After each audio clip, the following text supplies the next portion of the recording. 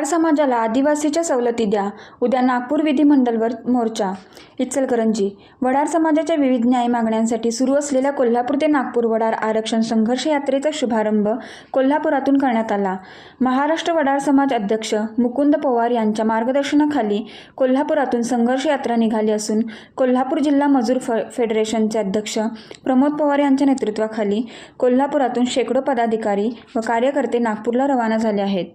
विमुक्त वडार समाजाला ओबीसीमधून बाहेर काढून त्यांच्या सर्वांगीण विकासासाठी त्यांना आदिवासींच्या सवलती लागू कराव्यात या प्रमुख मागणीसाठी वडार समाजाचे नेते भरत विटकर यांच्या नेतृत्वाखाली राजश्री छत्रपती शाहू महाराज यांच्या समाधीला अभिवादन करून ही यात्रा सुरू करण्यात आली.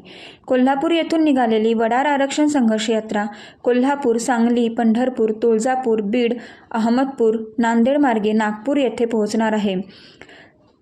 15 डिसेंबर रोजी सकाळी 10 वाजता नागपूर येथील छत्रपती चौक, वर्धा रोडपासून विधान भवन, नागपूर येथे पायी प्रचंड मोर्चा काढण्यात येणार आहे. यावेळी महाराष्ट्र वडार समाज अध्यक्ष मुकुंद पवार यांच्या हस्ते वडार समाजाच्या नवीन ध्वजाचे अनावरण करण्यात आले.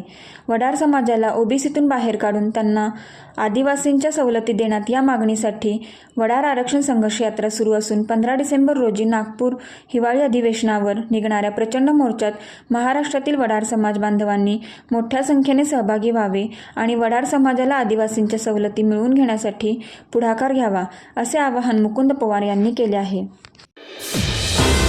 रणनीती न्यूज चॅनेलला आजच सबस्क्राइब करा आणि रहा अपडेट.